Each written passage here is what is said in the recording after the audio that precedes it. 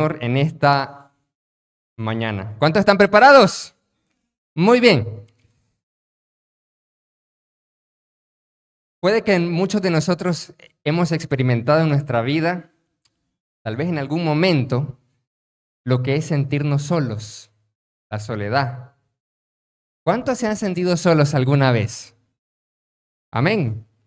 Correcto. Tal vez nosotros experimentamos el abandono desde niños, desde pequeños. Tal vez lamentablemente algún padre nos abandonó o una madre nos abandonó, tal vez en algún punto. O tal vez llegábamos a la primaria y a la secundaria y no teníamos como que muchos amigos a veces. Muchas veces nos sentimos solos cuando tal vez usted comparte sus ideas y opiniones y nadie está de acuerdo con usted. Entonces está como solo. Algunos llegan a decir que nadie lo entiende, nadie le comprende. Esa es la soledad. Estar rodeado de personas y sentirse solo. Muchos han experimentado la soledad después de un divorcio trágico. Cuando usted planeó su vida feliz con ese varón o con esa dama y luego no resulta ese plan en éxito y todo se va a la basura. Muchas mujeres, muchos hombres no quieren divorciarse porque tienen temor de sentirse solos también. La soledad es terrible, nadie quiere sentirse solo. Ya sabemos nosotros lo que es sentirnos solos, aunque estemos con personas. Pero quiero preguntar ahora, ¿cuántos conocen o han sentido o creen lo que significa estar lejos de Dios? ¿Cómo se siente la soledad sin Dios? ¿Cómo se siente? Es interesante esta pregunta porque muchas personas tienden a creer que están con Dios cuando les va bien en sus finanzas, tienen cierta prosperidad.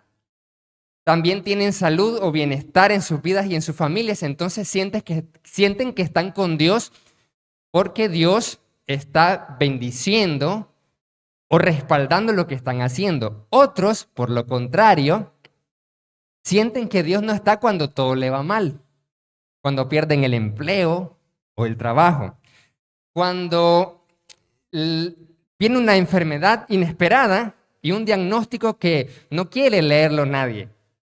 Un diagnóstico médico. Dice, ¿dónde está Dios? Me siento en un pozo hondo, profundo, y caen en un desánimo o depresión constante. Y se sienten solos, sin Dios. ¿Qué sucede muchas veces?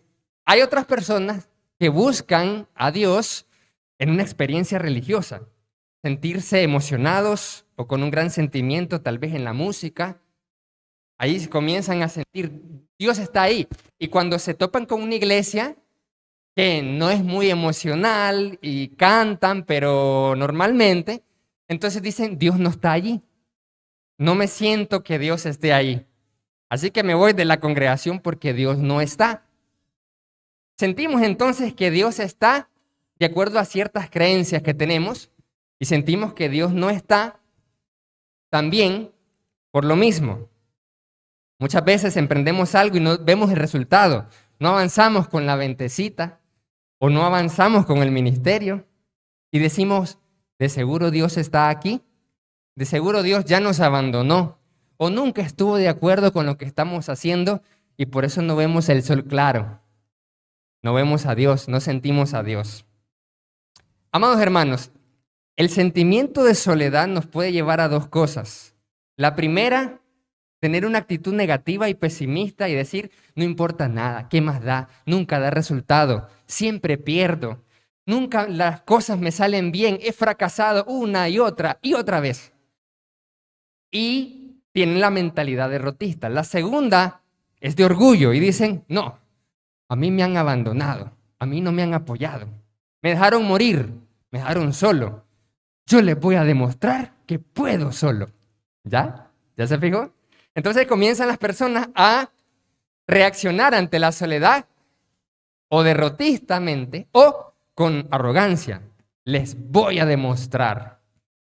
y voy a lograrlo solo y voy a decir luego que nadie me ayudó, sino que fui solito yo. Pero ¿qué pasa, amados hermanos? La Biblia nos dice una verdad espiritual poderosa, una verdad espiritual potente que nos va a sacar de nuestra mente con la ayuda de Dios en esta mañana de que jamás va a volver a sentirse solo en algún momento de su vida. La soledad, la sola idea de la soledad ya no va a estar en su mentalidad si recibe esta palabra de Dios. ¿Cuántos están preparados para recibir palabra del Señor? Amén. Muy bien. Apocalipsis en el capítulo 4, en el versículo 8, nos dice que el Señor es el alfa y la omega, el principio, el fin, el que es, el que era y el que ha de venir, el Pantocrator. Y ese es el título del mensaje de esta mañana, Pantocrator. ¿Qué significa? Efectivamente, Pantocrator es una palabra griega que se traduce al español como todopoderoso. Dios, nuestro Dios, es todopoderoso. ¿Cuántos lo creen? Amén. ¿Cuántos celebran que Dios es todopoderoso? Amén. Amén, así es. Pues fíjese, amado hermano, amigo que está aquí, hermano que está conectado a la transmisión, que el poder omnipotente de Dios se manifiesta de una manera maravillosa. Y Pablo, en su discurso en Hechos capítulo 17, que es lo que estamos examinando en este trimestre con la ayuda de Dios, lo revela a esos ansiosos atenienses, filósofos y muy religiosos, de que el Dios, ese Dios que no conocían, está comenzando a manifestarse en sus mentes y en sus conciencias. Mire qué interesante lo que nos dice la palabra de Dios en Hechos. Vamos todos a Hechos, capítulo 17. Hechos, capítulo 17, versículo 28. Y mire lo que nos dice aquí la palabra de Dios. Y con esta palabra tenemos la oportunidad, amados hermanos, en esta mañana de demostrar esta verdad bíblica espiritual en 3 puntos, para que con la ayuda del poder del Espíritu Santo podamos cambiar nuestra perspectiva al examinar un poco más estas cualidades divinas. Porque ¿qué es lo que estamos haciendo? Conociendo más a Dios. Jesucristo nos hizo una exégesis de Dios, es decir, una explicación de cómo es ese Pantocrator, el Todopoderoso. ¿Estamos preparados, hermanos? Amén. La primera parte de esta verdad es que en Dios vivimos. Repita después de mí, en Dios vivimos. Amén, así es, en Dios vivimos. Versículo 28 dice, porque en Él vivimos, nos movemos y existimos, como aún algunos de sus poetas han dicho. Palabra del Señor, en Dios vivimos, en Dios nos movemos y en Dios somos. Veamos la primera parte de esta verdad espiritual de este Dios todopoderoso, que como es un Pantocrator, un todopoderoso nuestro Dios, tiene la capacidad de estar presente en nuestra vida. Y por esta razón es que Pablo dice, hey, en Dios nos movemos, en Dios vivimos, en Dios somos. ¿Pero qué significa? En primer lugar, en Dios vivimos. Es interesante ver cómo Pablo le habla a los atenienses y en su intento de establecer una relación con su audiencia ateniense en el Areópago, busca conectarse con sus oyentes. Lo que hace el apóstol Pablo es literalmente citar 2 de sus poetas griegos. Los atenienses conocían a estos poetas. Uno de ellos era un cretense llamado Epiménides, que vivió cerca del 600 antes de Cristo. Y este poeta, porque Pablo dice en su discurso, así como uno de sus poetas han dicho, ¿cuál es uno de esos poetas? Pues uno de esos poetas es Epiménides. Y dijo lo siguiente, mire qué interesante, los cretenses afirmaban acerca de Jesús que él era un señor, que había sido lacerado por un cerdo salvaje y sepultado y que su tumba era conocida entre ellos. Y dice el poema así: los cretenses cavaron una tumba para ti, oh santo y altísimo. Eso era para Zeus. Embusteros, malas bestias y panzas holgazanas. Eso Pablo luego lo menciona nuevamente en Tito. Porque tú no has muerto para siempre, le dice este poeta a Zeus originalmente. Vives y resucitarás, porque en ti nosotros vivimos, nos movemos y tenemos nuestro ser. Eso es lo que está citando el apóstol Pablo, pero no está hablando de Zeus, sino que está hablando del Dios no conocido, del Creador, del Todopoderoso, del Pantocrator.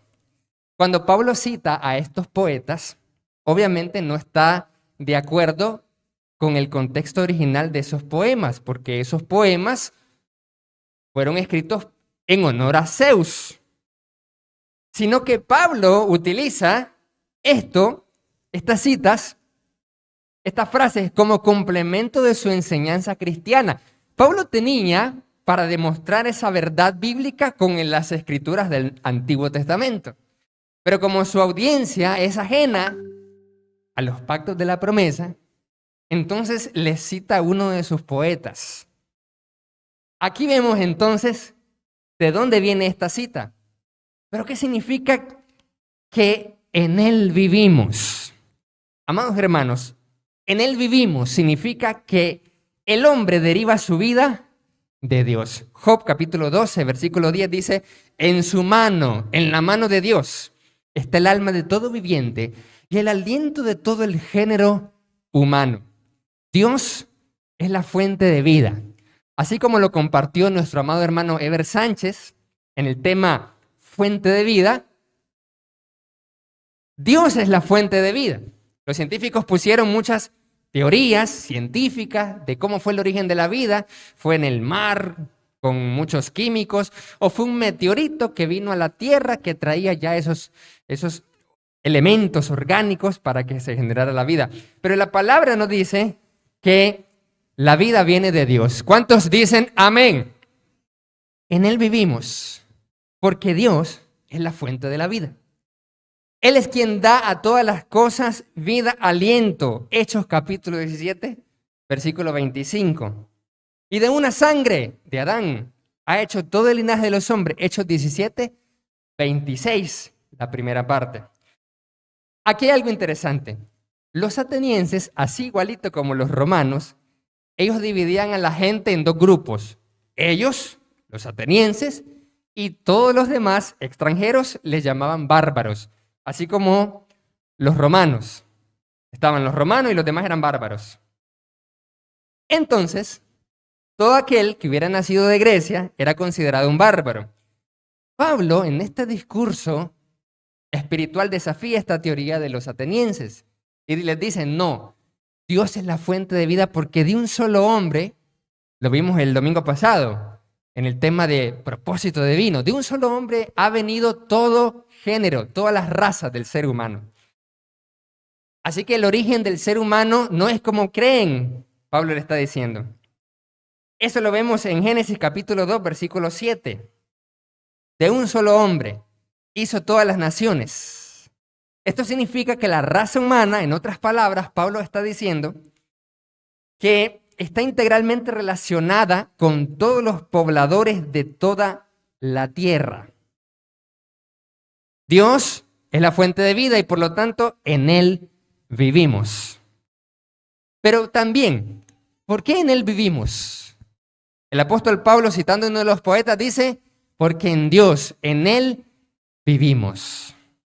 Cuando hablamos, amados hermanos, de los cristianos, de la iglesia, nos dice el Nuevo Testamento que la vida es a través de Cristo.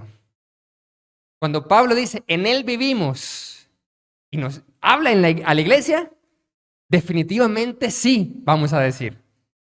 Vamos a declarar definitivamente amén. Porque 1 Juan capítulo 5, versículo 11, Juan afirma que Dios da al creyente vida a través de su Hijo. Dice así, y este es el testimonio, que Dios nos da vida eterna y esta vida está en su Hijo. Qué interesante de que hay muchos textos de Pablo que hablan en Cristo, en Él, en Dios. Hay que estar en Cristo. El que obedece al Evangelio está en Cristo. Entonces hay dos tipos de personas, el que está en Cristo y el que está fuera de Cristo. ¿Pero qué significa? El lenguaje griego es pictórico, es decir, nos da figuras para imaginarnos. ¿Qué significa estar en algo? Por ejemplo, yo estoy en la tarima, estoy sobre la tarima. Estar en Cristo, en Él vivo, en Él vivimos, significa que estamos rodeados de su presencia. Esto es poderoso. En Él vivimos. Mire lo que dice Colosenses capítulo 3, versículo 3. Porque habéis muerto y su vida, vuestra vida, está escondida con Cristo en Dios. Así que estar en Dios es estar en Cristo. Y aquí vemos esta diferencia entre el que está en Cristo y el que está fuera de Cristo. Los que están en Cristo, amados hermanos, ¿cuántos están en Cristo? Amén. Muy bien, los que estamos en Cristo, para entender más cuando Pablo dice, en Él vivimos, significa, amados hermanos, que tenemos todas las bendiciones espirituales ya con nosotros en los lugares celestiales con Cristo Jesús. Y también que somos conscientes y tenemos la actitud consciente de que estamos en Cristo, de que Cristo está presente en nuestra vida rodeándonos como un océano. Estamos sumergidos en Él mediante el Espíritu Santo. Entonces, nosotros venimos a ser como vasos, como vasijas, y esa vasija echada en el océano. ¿Qué va a pasar con ese vaso que se echa en el océano? Ese vaso se va a llenar de agua, pero está rodeado del agua, ¿sí o no? Eso somos nosotros. Nosotros somos templo del Espíritu Santo y recibimos el Espíritu Santo, recibimos a Cristo, pero también estamos sumergidos en Él. Estamos como un vaso sumergido en un inmenso océano. No podemos salirnos. Cuando estaba en la clase de niños aprendimos un cántico, el amor de Dios es maravilloso. Dice, tan alto que no puedo ir arriba de él, tan profundo. ¿Sí o no? Los niños, ¿dónde están los niños? Se fueron los niños. Aquí hay algunos niños. Tan profundo que no puedo ir debajo de él, tan ancho que no puedo ir fuera de él. Y cantamos diciendo, tan grande, así es el amor de Dios. Cuán grande es el amor de Dios. Así es el amor de Dios, así es el Espíritu Santo. Estar en Cristo. La Biblia nos dice que somos la iglesia y que Él es la cabeza, el cual es la plenitud. Por eso Pablo afirma que ya no vive Él, sino Cristo, porque fuimos crucificados con Cristo, porque al ser crucificado con Cristo, resucitamos con Cristo. La vida de Cristo está en nosotros. Significa, amados hermanos, que nosotros ya no vivimos, ya no somos nosotros. Ya no vivo yo, mas vive Cristo en mí. Quiere decir que no se trata de usted ni se trata de mí. Yo tengo que morir cada día, menguar cada día y que Cristo viva su vida en mi ser. Eso tiene una gran implicancia poderosa para nuestras vidas, desde lo espiritual hasta lo práctico. Es por eso, amados hermanos, que experimentamos la regeneración. Nacemos de nuevo, recibimos el Espíritu Santo y al estar en Cristo y estar en su vida, entonces la santidad de Cristo viene a nuestra vida para ser santos. Comenzamos a ser santos desde nuestro bautismo. Somos santos para ser santos. Al estar en Cristo y en su vida, es por eso que somos justificados. Más que ser perdonados. La Biblia dice que somos perdonados de nuestros pecados, pero ¿qué significa el perdón? El perdón significa que la culpa, la acción, la iniquidad que cometió usted es quitado. Es como que si nunca pecó. Porque dice la palabra que todos los pecados fueron puestos en la carne de Cristo sobre el madero. Entonces la justificación es declararnos justos porque estamos en la vida de aquel que fue justo, Cristo Jesús. Pero si usted examina su vida y mi vida, hemos cometido pecados, ¿sí o no? Hemos fallado. Pero ¿por qué entonces la palabra nos declara justos e inocentes, como que si nunca hubiéramos pecado? Porque mediante la fe en Él, su justicia la recibimos nosotros. Todos los pecados Él los paga, así que la justicia de su vida yo la recibo. Para comenzar a partir de ese momento una obra que la terminará en su venida. Una obra de perfeccionamiento, una obra de santificación, una obra progresiva, donde hay un tiempo, sí, el bautismo y la obra terminada. En el bautismo usted recibe declaración de que es justo, de que es santo, nace de nuevo, recibe el Espíritu Santo. Pero después de su bautismo comienza todavía a fallar, falla, peca, todavía tiene malos pensamientos o deseos. ¿Qué pasa? Lo que pasa es que ahí va, en la medida en que su mente y nuestra mente nos conectemos en la conciencia de Cristo, es ahí donde usted cada día va a tomar la decisión, y eso es vivir en Él, de no satisfacer a la carne, sino a reflejar la vida de Cristo en su ser. Somos el cuerpo de Cristo para hacer las obras que Él mismo preparó de antemano para que anduviésemos en ellas. Efesios capítulo 2, versículo 10. Mire lo que nos dice Colosenses, porque en Él, en Cristo, habita corporalmente toda la plenitud de la deidad. Hablamos de la palabra plenitud, que en griego es pleroma, plenitud. Y mire lo que sigue diciendo Colosenses 2:9 en adelante. Y ustedes están completos en Él. Completo, está lleno, no le hace falta nada. Entonces, ¿qué pasa cuando usted y yo a veces creemos que nos hacen falta cosas? ¿O nos hacen falta personas?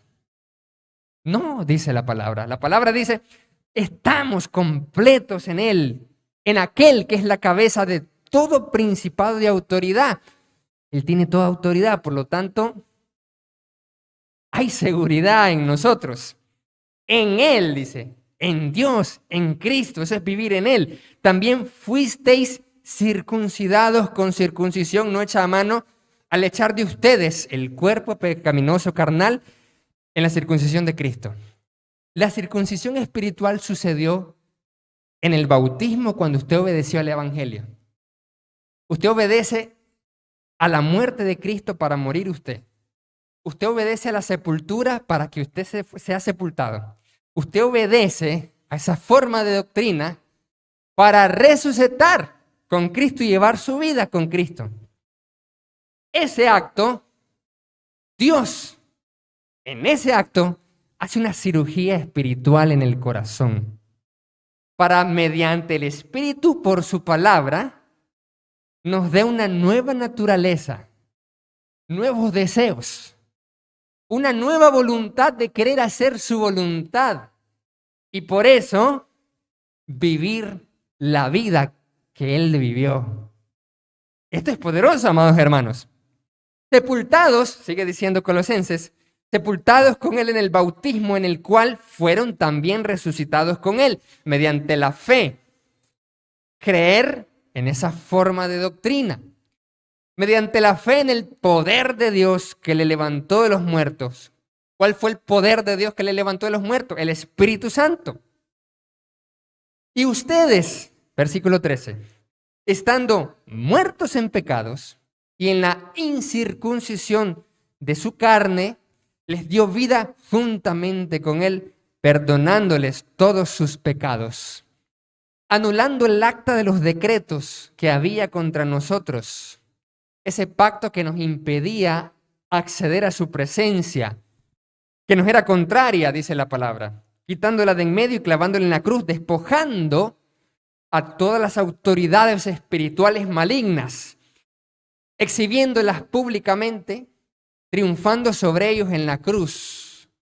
O sea, en la cruz, como mataron a un inocente, entonces fueron exhibidos públicamente la injusticia y por lo tanto ese inocente paga el pecado de todo el mundo y luego no puede ser más retenido por la muerte y el Espíritu Santo lo levanta de entre los muertos. Colosenses capítulo 2, versículos 9 al 15. Eso significa, amados hermanos, que vivimos en Dios. No se olvide de esta palabra. Vivimos en Dios. En Él vivimos. ¿Cuántos lo creen? Amén. Otra vez que tal vez usted se sienta solo, recuerde este mensaje, esta palabra. Y usted va a declarar, va a decir, en Él vivo. ¿Cuántos dicen amén? Amén. En Él vivimos. Vivimos en Cristo. Vivimos en Dios. Número 2. En segundo lugar, Pablo dice, porque en Él vivimos y nos movemos. Número 2, en Dios nos movemos. En Dios actuamos. ¿Qué significa que actuamos en Dios? Actuar en Dios significa que la actividad del hombre, del ser humano, deriva de Dios. Todas las actividades, las operaciones, las reuniones, los emprendimientos que haga el hombre, el ser humano, todo lo hace en Dios. ¿Pero cómo es eso? Lo bueno lo entiendo, pero lo malo también. La actividad del hombre deriva de Dios.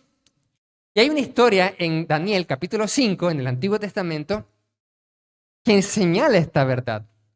En Daniel capítulo 5 nosotros podemos leer cómo Belsasar, el nieto de Nabucodonosor II, rey del imperio neobabilónico, estaba haciendo fiestas y trajo los utensilios santos del templo de Jerusalén para hacer su fiesta, su bacanal, como dicen las personas. Entonces, de repente, en medio de la fiesta, aparece una mano y todos comienzan a temblar terrible. Ese hombre se puso pálido y chirizo, como decimos nosotros. Comienza a ver una mano de repente y esa mano comienza a escribir algo.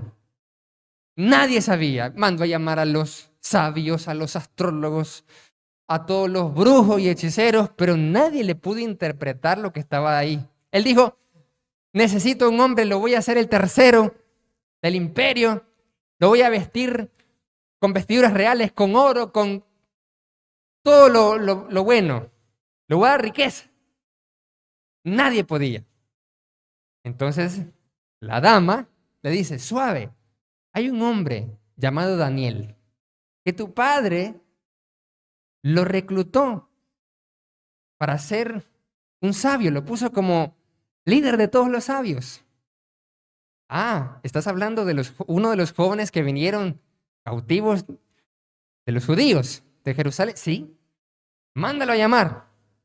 Entonces llega Daniel y le dice, te voy a dar todo esto, por favor, dime qué es esto. ¿Qué significa esto que está en la pared, que apareció de la nada algo? Y yo no sé qué significa. Entonces Daniel le responde, guarde todos sus tesoros o déselo a otra persona. De todas formas le diré lo que significa. Mene, mene, tekel uparsin. Y él comienza a declarar. Pero antes de declarar, nosotros leemos en Daniel capítulo 5, versículo 23, esta verdad. Lea conmigo, Daniel 5:23 en adelante, dice así, sino que en contra del Señor del cielo te has ensoberbecido. Daniel le dice, sí, te voy a decir, pero ¿sabes una cosa? Tú has hecho mal. Y por eso te ha parecido esto. Tú has hecho mal. ¿Pero qué le dice? Tú hiciste traer delante de ti los vasos de la casa de Dios. Tú, tus grandes, tus nobles, tus mujeres y tus concubinas. Bebiste vino en ellos. Sacrilegio.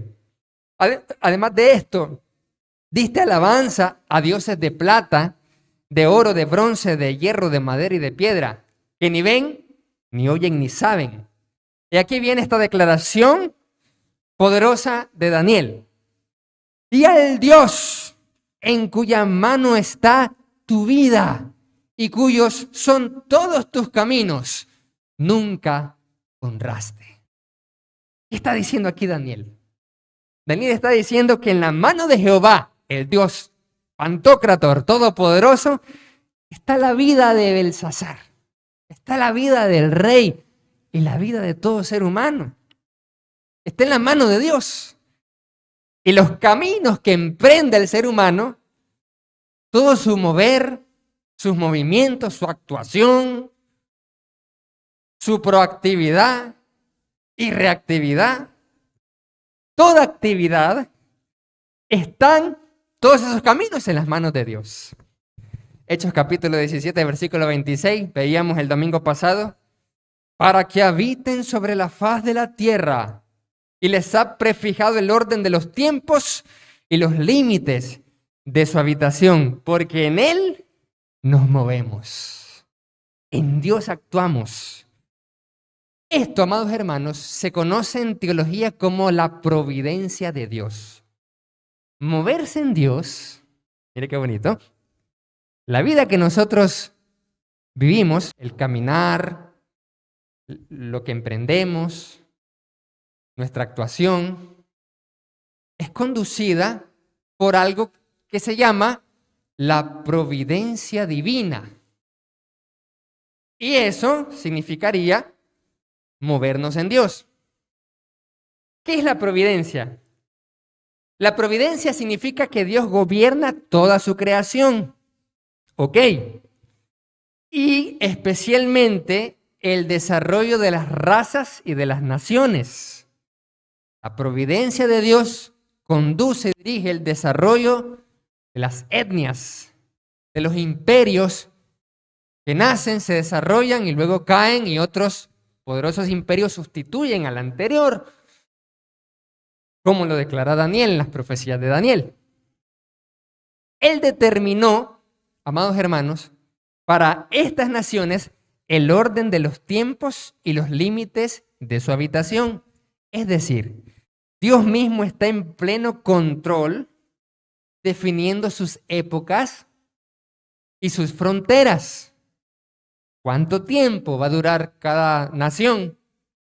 Y hasta dónde se va a expandir también geográficamente. Es decir, Dios mismo controla todo en su providencia. Aquí hay algo interesante. Los griegos, porque son griegos los que están escuchando este mensaje, y ahora nosotros los que estamos acá. Pero la cosa es que los griegos enseñaban que ellos habían tenido su origen en la tierra en la cual ellos habitaban.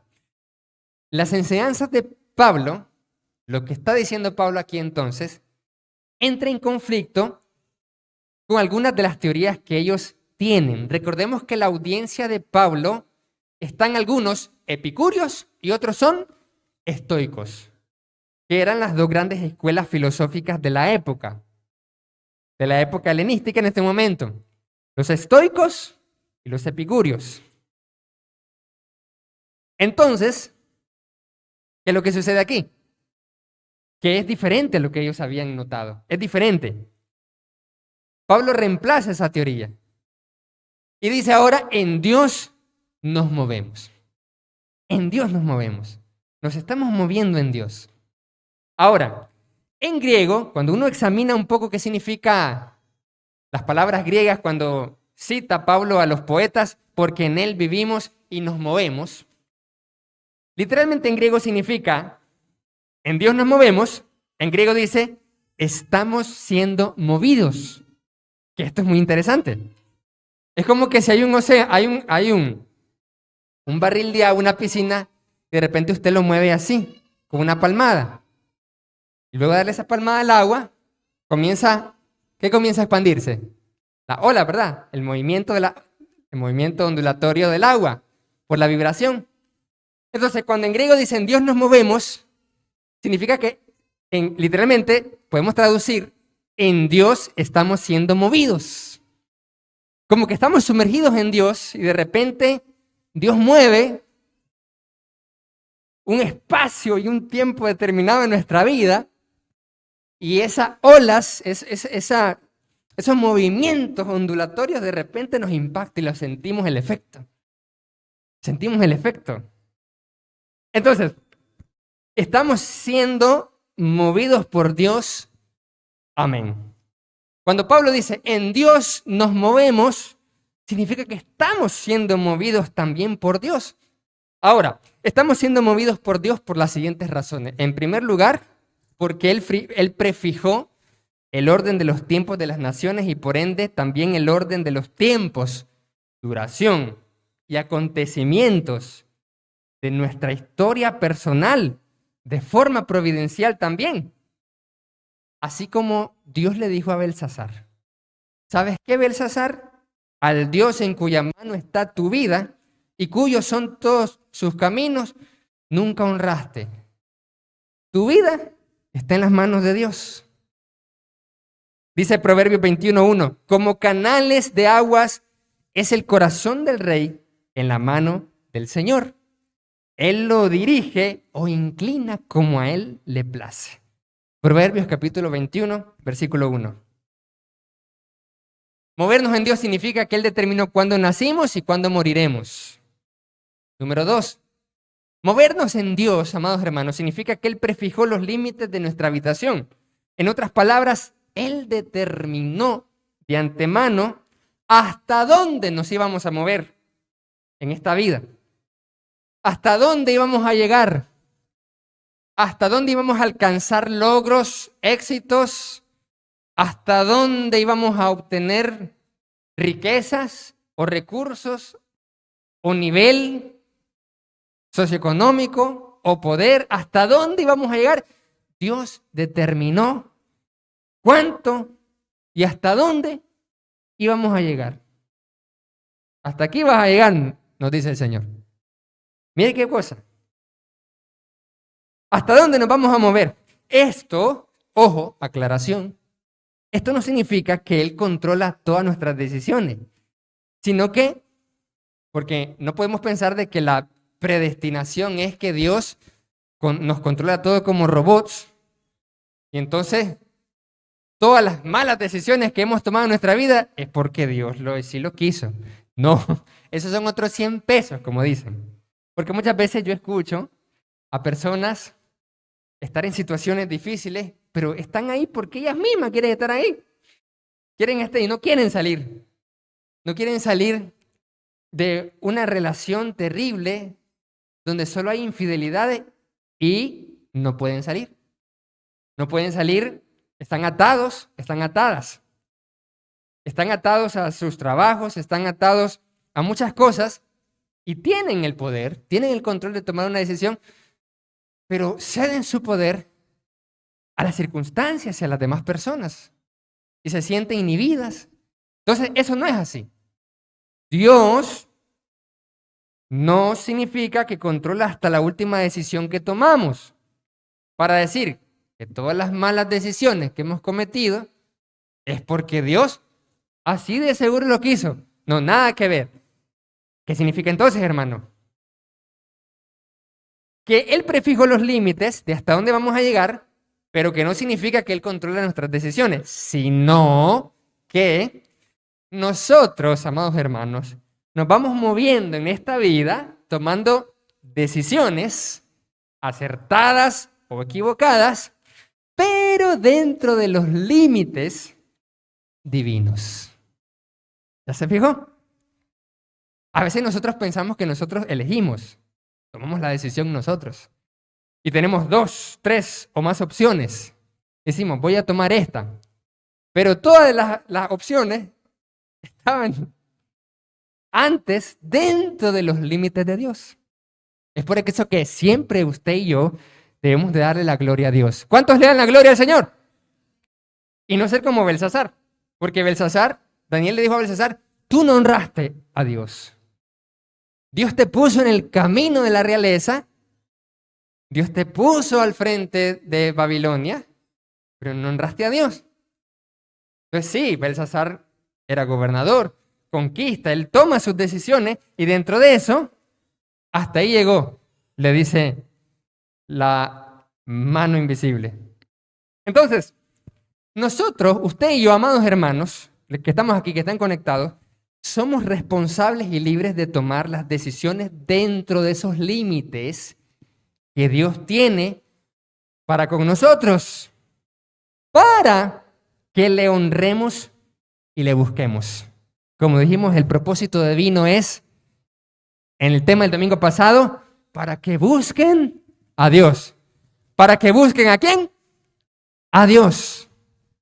Pero nosotros, usted y yo, sigue tomando la responsabilidad. Usted es el que decide buscar o no buscar a Dios. Dios lo está empujando, Dios lo está llevando.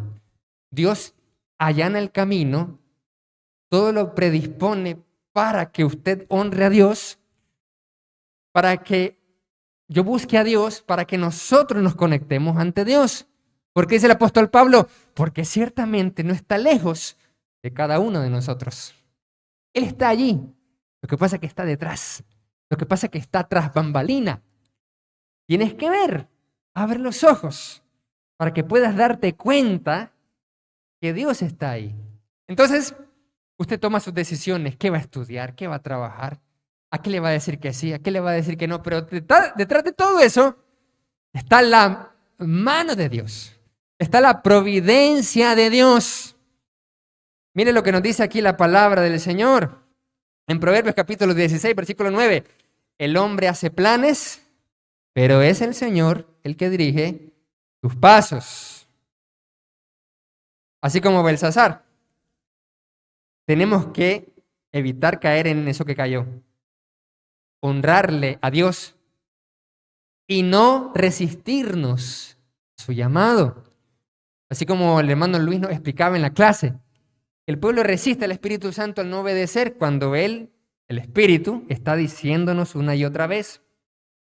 Y en tercer lugar, de lo que significa que Dios, que nos movemos en Dios, es porque Dios coloca el querer en nosotros para movernos como el hacer.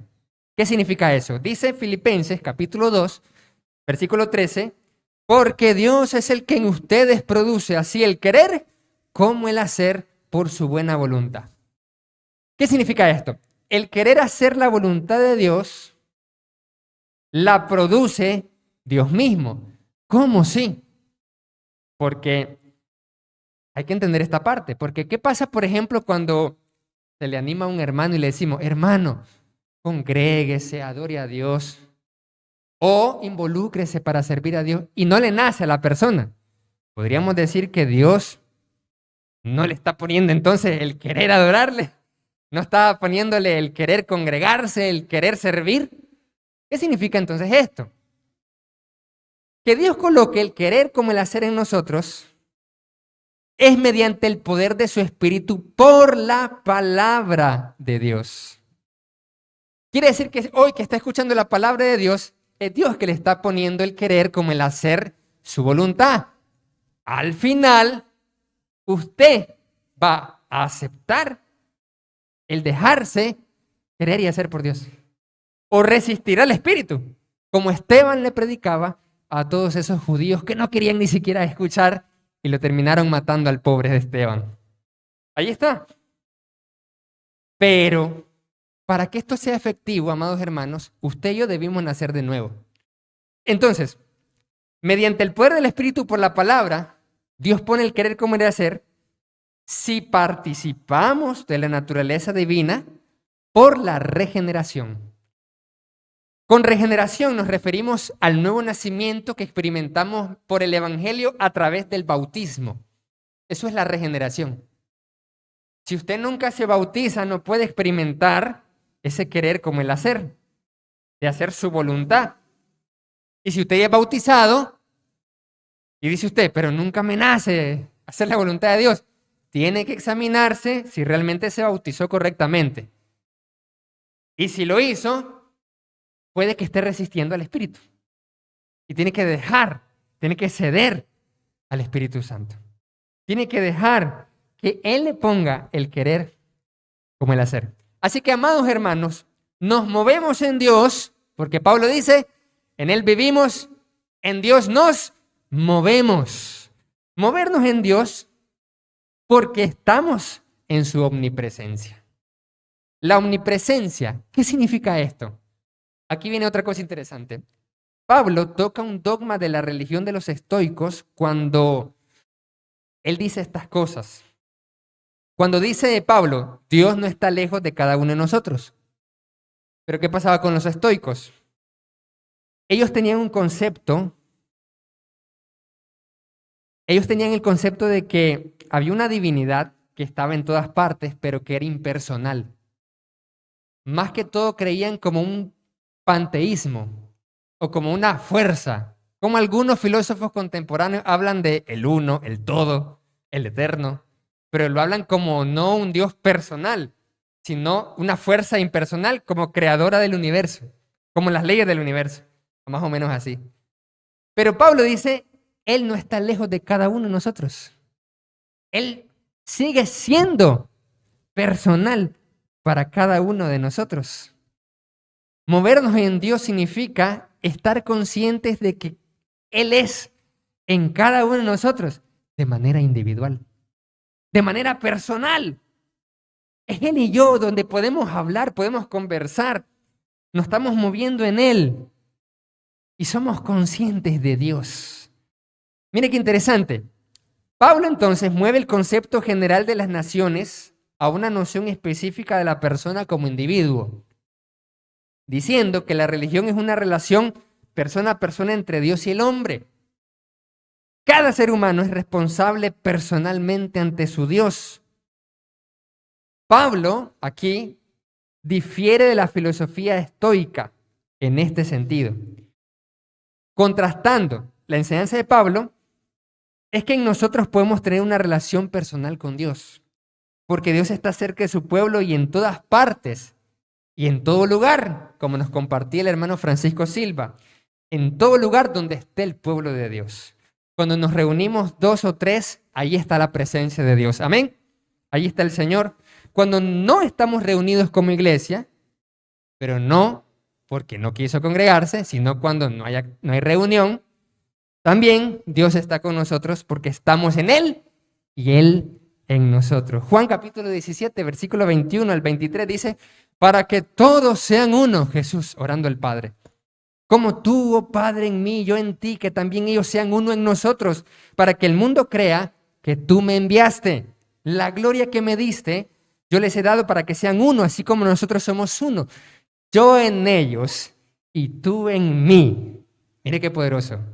Yo en ellos y tú en mí. Para que sean perfectos en unidad.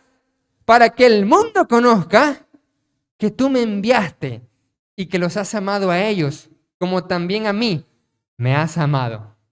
Esto es poderoso. Cuando tengamos, amados hermanos, iglesia, más y más conciencia de que estamos en Él y Él en nosotros, como resultado seremos más perfectos en unidad. Vamos a ser una iglesia más unida. Y al ser una iglesia más unida, más una iglesia en coinonía, entonces el mundo, los de afuera, van a conocer verdaderamente que Jesús fue enviado por el Padre y que el Señor nos ha amado. Y número 3, en Dios somos. Pablo dice, citando a uno de los poetas, porque en Él, en Dios vivimos, en Dios nos movemos y en Dios somos. ¿Por qué somos en Dios? Somos en Dios porque como vivimos por Él y nos movemos en Él, tenemos nuestra identidad y existencia y subsistimos por Él. Somos el cuerpo de Cristo. ¿Cuántos lo creen? Amén. Somos el cuerpo de Cristo. En Él somos el cuerpo de Cristo. Solo piénselo por un momento, solo imagínese por un momento esto. ¡Wow! Somos el cuerpo de Cristo. Estamos en su cuerpo. Usted individualmente, yo, somos miembros de un cuerpo. ¿El cuerpo de quién? De Cristo. Estamos en Él. Somos en Él. No solo vivimos en Él. No solo nos movemos en Él, sino que también somos en Él. O sea, somos Cristo. Porque la vida de Cristo está en nosotros, nos movemos en Él, hacemos las obras de Él, somos Cristo. Somos el cuerpo de Cristo. Así que nosotros adquirimos nuestra identidad. Él es Cristo y nosotros ¿qué somos? Cristianos. Ahí está. Somos cuerpo de Cristo. Eso significa que en Dios somos. Hacemos las obras de Cristo. ¿Qué significa ser cuerpo de Cristo? Que hacemos las obras de Cristo. Quiere decir que no son nuestras buenas obras. Y aquí hay que entender un aspecto muy importante. Nosotros, amados hermanos, no nos vamos a salvar con las buenas obras que hagamos. Ni dentro de la iglesia, ni fuera de la iglesia. ¿Por qué razón? Efesios 2, 8 al 10 dice, porque por gracia son salvos por medio de la fe. Y la fe que tienen es un regalo de Dios cuando les dio su palabra y ustedes eligieron tener fe. No por obras para que nadie se gloríe, porque todas las obras del ser humano nunca van a satisfacer la perfectísima justicia divina. Jamás. Sino que nosotros recibimos una declaración. No hay justo ni aun uno. No hay quien nunca peque. No hay quien busque a Dios. Todos a una se hicieron inútiles. Inútiles por hacer la obra de Dios. Entonces, no somos salvos por obras. Pero cuando leemos el versículo 10 de Efesios capítulo 2, dice, porque somos creados en Cristo Jesús. Somos nueva criatura. Somos creados en Él. Somos cuerpo. Somos en Él. Por eso dice, en Dios somos. Porque dice, somos creados en Él, en Cristo. Así que cuando usted es añadido al cuerpo de Cristo, no es que es añadido. No es que hay un miembro afuera y se añade a un cuerpo dentro. No es así. Sino que afuera no hay nada y usted es creado de nuevo. Usted es nueva criatura y es creado en Cristo de nuevo. Así que usted comienza a ser en Cristo. Usted comienza a ser diferente porque es nueva persona, porque es nueva criatura, porque hay un nuevo ser. Entonces dice, Efesios 2:10, somos creados en Cristo para buenas obras. Y esas buenas obras son de Cristo, ni siquiera son mías y no son de usted. Por eso es muy importante siempre la humildad, porque cuando usted hace algo bueno en la iglesia, sirve, le ayuda a un hermano, da ofrenda para ayudar a alguien, ¿sabe de quiénes son todas esas obras? Son de Cristo. Lo que pasa es que esas obras de Cristo ya estaban preparadas y usted y yo solo andamos en ellas. Mire, en Él vivimos, en Él nos movemos y en Él somos, porque somos creados en Cristo Jesús para andar en esas buenas obras que Dios preparó, predispuso en sus tiempos espirituales para que usted y yo anduviéramos en ellas, para que hoy andemos en ellas. Así que si usted y yo no andamos en esa buena obra, somos nosotros los que estamos muertos porque lejos de la vid estamos muertos. Dice Jesús, ustedes son los pámpanos, yo soy la vid. Si en mí no permanece, no puedes vivir. No puedes ser tampoco nada.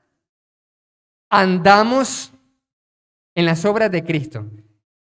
Ser en Dios es ser el cuerpo y ser el cuerpo es avanzar.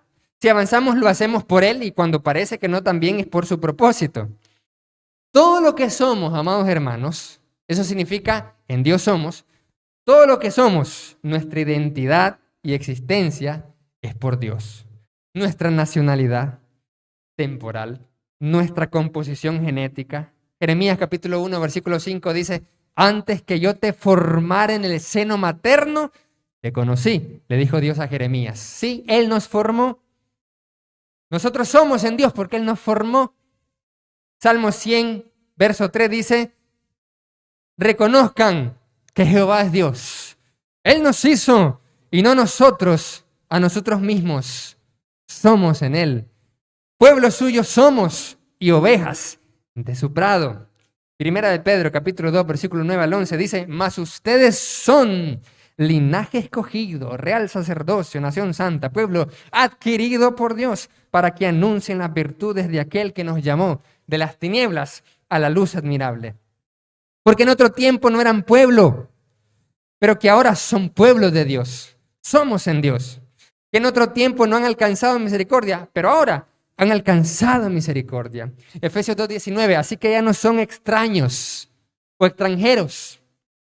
Ya no son advenedizos, sino que son conciudadanos de los santos. ¿Qué es lo que son? Somos en Dios conciudadanos, miembros de la familia de Dios. Amados hermanos, en estos minutos, creo que en esta hora, hemos compartido la siguiente verdad espiritual. En Dios vivimos y actuamos y somos. ¿Cuántos lo creen? Esa es la verdad que se tiene que llevar. Porque Dios, el Pantocrator, el Dios Todopoderoso, Él está aquí. Dios está aquí, amén. Entonces nosotros en Dios vivimos y actuamos y somos. En Dios vivimos, dijimos, porque el ser humano deriva su vida de Dios. Dios es la fuente de vida. La vida es a través de Cristo, ya que hemos muerto, hemos sido sepultados y resucitados con Cristo juntamente. En Dios nos movemos, ¿por qué? Porque toda actividad del hombre deriva de Dios. En Dios nos movemos, es decir, estamos siendo movidos por Él. Y nos movemos en Dios porque estamos en su omnipresencia. En Dios somos porque somos su cuerpo y todo lo que somos, todo lo que usted es, todo lo que yo soy, toda nuestra historia personal, aciertos, fracasos, éxitos, todo somos en Él. Por tanto, al recibir usted esta verdad espiritual, ¿cómo creemos que deberá ser nuestra actitud al recibir esta verdad? ¿Cuál será la actitud correcta para recibir esta verdad espiritual que hoy hemos recibido? Que en Dios somos, actuamos y vivimos. Pues deberá ser, amados hermanos, una actitud consciente. ¿Cómo? Una actitud consciente de estar viviendo permanentemente en la presencia de Dios. Y que cuando usted se mueve por Él. Mire. Y que debemos dejarnos mover más y más por Él. Para hacer esa autorrealización. Mire bien. Esto es satisfacción plena, motivación intrínseca. Y todos los términos que los neurocientíficos y psicólogos han puesto. La Biblia dice, somos en Dios. Y al ser en Él, ser en aquel que es la plenitud. Y poder decir, estoy completo en Dios. No me hace falta nada y nadie. No es que no vamos a amar a los demás, hay que amar. Sino que este está lleno de Dios. Como dice Pablo a los Colosenses. Y ustedes están completos en Dios. Por lo tanto, ¿cuándo vamos a sentirnos solos, amados hermanos? Si estamos viviendo en Dios, actuando en Dios y siendo en Dios, nos vamos a llegar a sentir solos cuando perdemos esto de nuestra mente. Cuando esto se nos vaya de la memoria, ahí sí, se va a sentir solo. Pero la palabra, amados hermanos, en esta mañana nos ha dicho, en Dios vivimos, en Dios actuamos y en Él somos. Por lo tanto, estamos en aquel que es la plenitud, que lo llena todo y por lo tanto me llena a mí, lo llena a usted, llena su corazón, su emoción, sus sentimientos.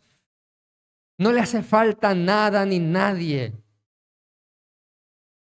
Ya no va a volver a decir como las chicas enamoradas, adolescentes, cuando fueron rotas el corazón, es que no puedo vivir sin Él. Ya no va a decir eso. Ya no puede vivir sin Dios, eso sí, amén. Eso sí. Amados hermanos, tener la actitud consciente de vivir, movernos y ser en Dios nos va a llenar del sentimiento de estar llenos de Dios. el dolor y la incomodidad de sentirnos solos y sin Dios ya no va a existir cada vez que usted tenga presente esta verdad espiritual. El problema del orgullo también, de pensar que podremos que lo que hacemos es por nuestro poder, se eliminará y seremos más humildes al reconocer siempre que todo lo que hacemos, lo hacemos moviéndonos en Él, siendo en Él y viviendo por Él y en Él. Y de esa forma, amados hermanos, nos vamos a sentir poderosos. ¿Esto es una paradoja? No. Al reconocer que usted vive en Dios, es en Dios y se mueve en Dios, usted se siente poderoso. Usted se siente invencible. Puede declarar lo que Pablo dice, todo lo puedo en Cristo que me fortalece. Y puede decir, cuando soy débil, entonces soy fuerte. Porque el poder de Dios se perfecciona en la debilidad. Para que en lo débil el Señor pueda manifestar su fuerza, su poder. Y en ese momento entonces decimos, cuando soy débil, entonces soy fuerte. Cuando estoy solo, de hecho no estoy solo, estoy con Dios. ¿Cuántos están con Dios? Amén. Amén. En Dios vivimos, en Dios actuamos, en Dios somos. Que Dios les bendiga a todos, amados hermanos.